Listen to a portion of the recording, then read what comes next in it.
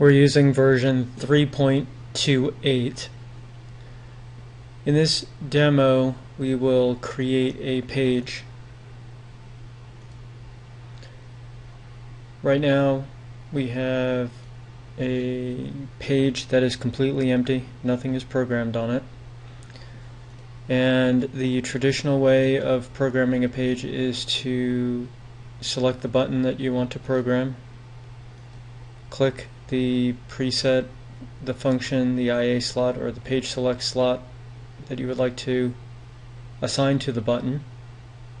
So in this example, we'll assign a preset, and up here we can select the preset holder within the bank that will run on this particular button. There's a faster way to do this now with this version of the editor, and so we can pick a view. So let's take a 12+ view, and simply we can right click on function 1 or function 2 and start assigning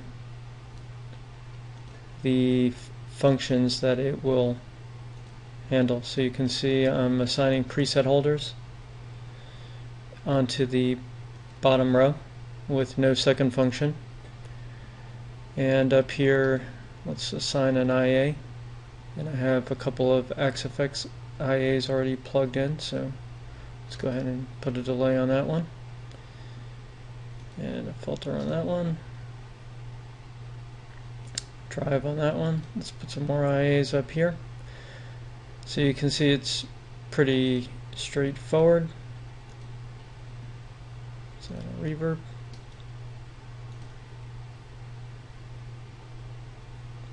And a compressor.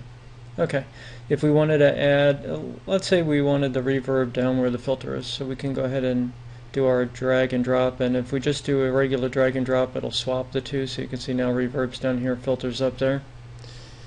If we hold control down, we can copy a button. So let's say we want to copy filter 1 over to the compressor, so I can hold control down, and now I've copied it over.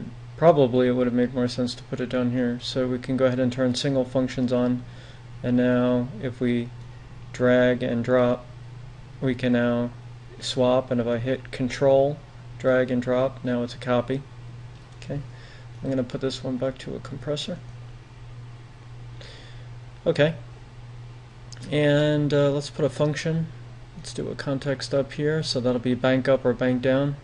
In preset mode, it'll be song up, song down, and song set list mode. Okay, so here's a very simple layout. Very easy to move things around, select what we want. And let's go ahead and exit here. So now we actually have a page, and again we can look at any view. So this is what it would look like on the Junior, the way we just laid it out. The Mini would look the same as the Junior, and if we want to see all 60 buttons for this particular page, again, every single screen we can drag and drop and do all the things that it defines right here actually. Okay, so that's how you program a page in the most simplest of forms. You'll notice that when we created a preset, the editor automatically assigned the scroll event parameter. So as we scroll through the buttons here, we can see that a context up and down, of course you would not usually want that on. However, you can go ahead and turn it on should you choose to. When you're editing with drag and drop and so forth, it does not modify the individual button parameters. The trigger type, if you're using two functions, toggle and trigger is the default setting. Some people tend to hover towards the trigger only, which means it'll trigger whatever is in function 2 if you do a double tap or a long press. However, function number 1 will stay on top. Over here we program the basics of the page itself. So we can set a status color that lights up. So let's say we had a bright green for this page. If we look at the 12, you can see this will turn bright green, and that's what it'll look like on the real thing. Okay, we can change the function of the menu buttons, which is what gets triggered when you hold buttons 2 and 3 down. Of course, you can block that in the global settings. Force mode change. Typically, you just leave the liquid foot running in the same mode, but perhaps you go to a page which is song specific, and so you can force the liquid foot to jump into song mode for this particular page.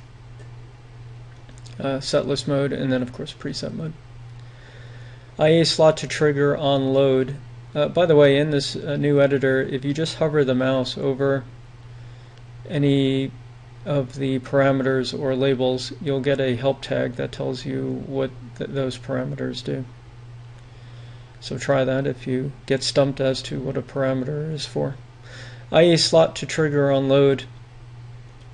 You can now go through all 180 of the IA slots that you can create, and upon the page loading, which means the liquid foot was on a different page and now either programmatically or through a button press you trigger a page, you can have the liquid foot process the on messages of a particular IA slot.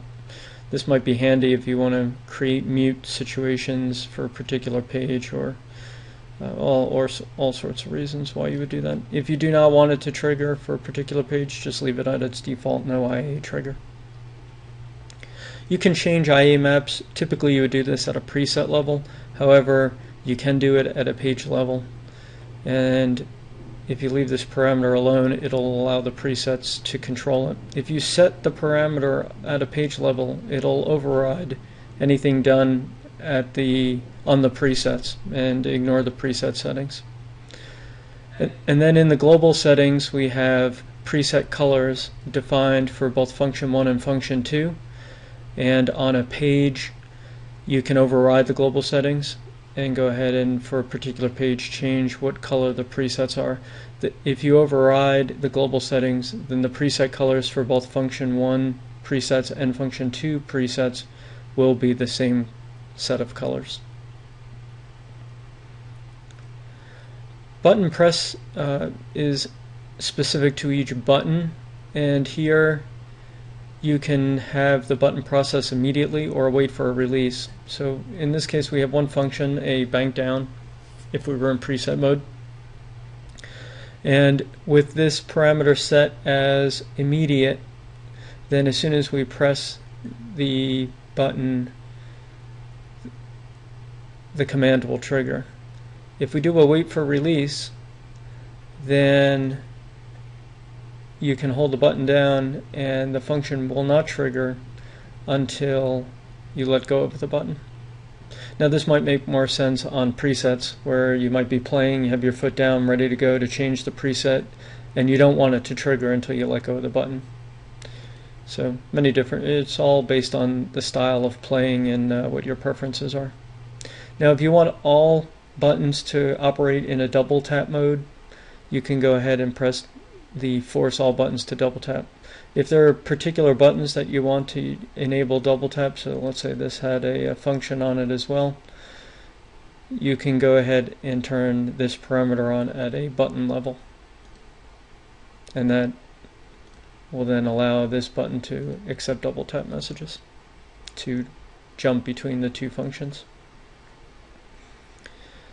Now, dynamic IAs are interesting. So let's say we had, let's go back to our map here real quick and pull up this button. So button number 12, we have it, first function it's going to trigger an IA slot compressor, second function it's going to trigger IA slot number 17, which is a filter.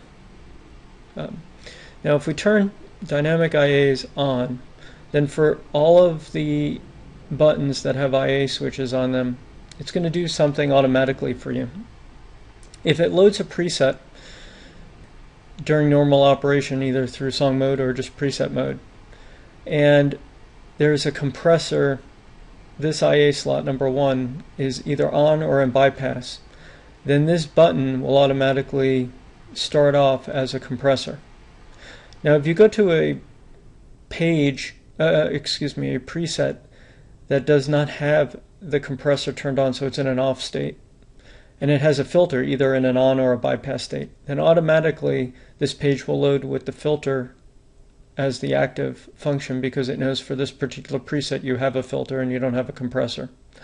So by default, when you use dynamic IAs, the first function will always win. So if you have both functions in a preset, then the compressor will stay as the active and filter will remain as function 2. However, if you have at the preset level whatever is in function 1 turned off, then whatever is in function number 2, as long as it's either on or in bypass mode, it will automatically become the active. So you don't have to always double tap on your buttons to gain access to whatever's in function 2. If you use dynamic IAs, the system can do a lot of the work for you. Now this might make more sense if, let's say, you had a chorus and a flanger. So typically you wouldn't use a chorus and a flanger at the same time in a preset or even within the same preset. So there could be a scenario where if the preset has a chorus, it becomes active. If the preset has a flanger, it becomes active. So that's a simple use of dynamic IAs. So that's how you program pages. Now the functions in total are, we can have an empty slot, which means nothing is on the liquid foot button. We can have preset holders within the bank. We can have the various functions that are available: set up, set down, bank up, down, preset up, down, song up and down, set list up and down, page up and down, and so on. And look at the list to get an idea. Or you can go to change page and so on. So that's functions. IA slots are just that. They allow you to access any of the 60 IA slots that are available in the current IA map that happens to be running at the time. And then finally you can do a page select. So you can create a button and then force it upon button press to go to a specific page, any of the 50 pages that we can program. So we can see all our pages by going to the page sorter screen. We can double click on one, so now we're on page 9, and you'll see we're on a different page because everything is empty again. So a clean slate for us to start adding our layout the way we would like it. So that's how you program and edit pages.